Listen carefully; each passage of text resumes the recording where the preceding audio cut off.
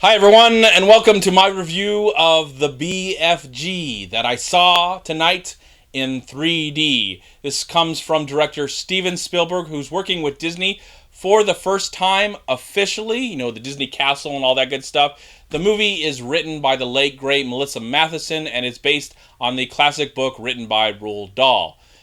But for me, I never read the book. I don't know why. I read Willy Wonka and the Chocolate Factory, its sequel. I read The Witches, James and the Giant Peach, but for some reason I heard about the BFG as a kid, but never really got into it. So going into this film, of course, I went in as a fan of Roald Dahl. I love him. I loved his work. I just saw Willy Wonka, the Chocolate Factory for the 100th bazillionth time yesterday in the theater. And I love Steven Spielberg, and it was so exciting to see Steven Spielberg and Melissa Matheson work together again. I think this might be their first time working together since they worked on E.T. But of course, I think within the last year we lost Melissa Matheson, and the film is dedicated to her in her honor. Now, so I had good intentions going into this film. I had a lot of hope and prayer. The trailers look great. Looks like Steven Spielberg was working with the team that he's worked with for a long time, and that's amazing. I mean, that's the greatest thing about this whole experience, is that Steven Spielberg has crafted this team, and he continues to work with them day in and day out, whether they're making a movie for a family audience or an adult audience, or films that just are for everyone. Now, with this film, we get to know a young little girl. Her name is Sophia. She's an orphan. She's got insomnia. She's got a cat. Seems like she doesn't have too many friends, but she thinks that there's something out there that's been watching her. And in the process, we get to know a big, friendly giant who's played by Mark Rylance, and they form a friendship, a bond. And then the adventures begin. Now, this young actress who plays Sophia, I believe this is her first time in a major motion picture. Her name is Ruby Barnhill. And what I got to say about Steven Spielberg and his casting directors is that he has an amazing relationship, because every time he puts a kid in a film, magic happens. I mean, E.T., Hook, whatever else. I mean, when you got kids, well, maybe not The Lost World. But anyways, you can't blame her. You know, the movie was just a decent film. But anyways, not every time it works out. But for the most part, Spielberg and children are just some of the best combinations when it comes to his films. And to my surprise, this is not the first PG film in a long time for Spielberg. Of course, Tintin was a PG-rated movie. And the BFG mixed CGI, of course, with live action. But this is the first PG live-action film in over 20 years. And I believe the last one was Hook. I just can't believe that. Ever since then, he's made some really great dramas, some great action adventures, some great science fiction movies and stuff like that. But this is his first, I think this is his first real live-action family movie in over 20 years. But it was a reminder of why we love this director so much and why we've appreciated him for the last 40 years of cinema. Pretty damn close, in my opinion. Pretty damn close. From the great music from John Williams to the wonderful CGI and visuals from the special effects team to the amazing writing and amazing direction from Steven Spielberg. He has a lot of heart and soul in this movie. And what I really loved about this movie the most is its approach. It doesn't come to us with the view of what an adult would feel about this movie. It just feels like this is a kid's approach or a child's approach to this kind of world and this kind of fantasy. Especially when it gets down to the end and it gets very absurd, very ridiculous, and you kind of have to throw your adult sensibilities out the door, or you're not going to enjoy the last half of the film. You have to really come into this film with a childlike sensibility, and I believe all of that is in us as we get older and we become more cynical and we see things more realistically in life, and maybe the fantasy element kind of floats away a little bit. You really have to hold on to it when you watch this movie, because there are some incredible sequences. I love the setup. I love that the film really gets right into it.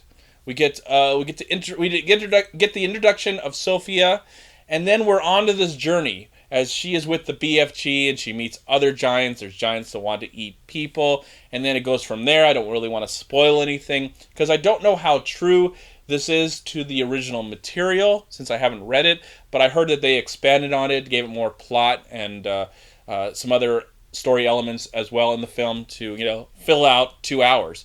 So just really loved this magical movie. There's this great sequence when they're collecting dreams in this tree. I'm not going to elaborate on it because I don't want to spoil all the little interesting things that happen, but that was my favorite sequence in the entire film. It was just so beautiful and magical. And as I said before, I saw the film in 3D, and a movie like this, I don't know if they shot it in 3D, but a movie like this must be seen in 3D. The movies like this were made to be seen in 3D. Not because things shoot out at you, there's a few things like that, but because of the scope and the perspective of we get the little girl, especially when the little girl's in the giant's hand and she's being moved around. And I love the cinematography in this film. Wonderful cinematography.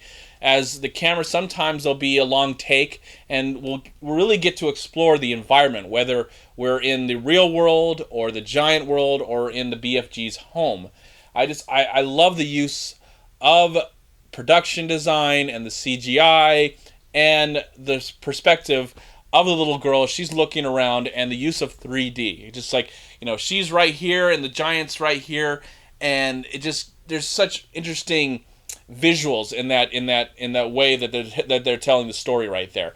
And I think the 3D adds a lot to this film.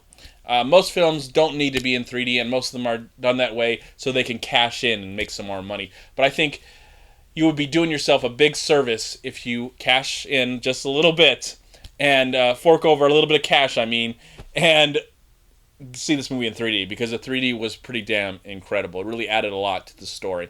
I really liked this young little actress, Ruby. She was wonderful in the film, and I felt like she had great chemistry.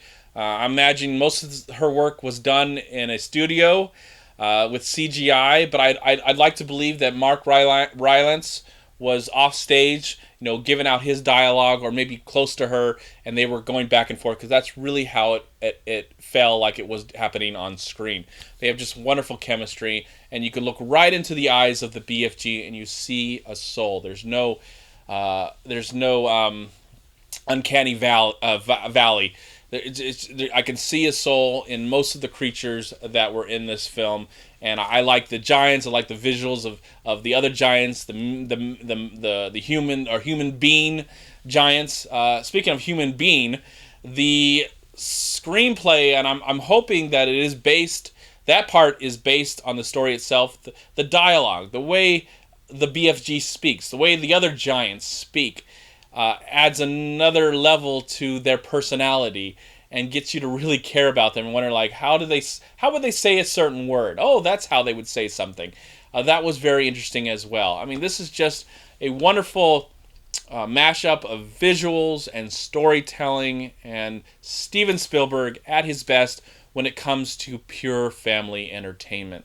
And I think this one ranks up with some of his best. It may not be the greatest family movie from his catalog, but when you put it in the mix of things that are offered to children these days, it is one of the better films and one of the best films of 2016.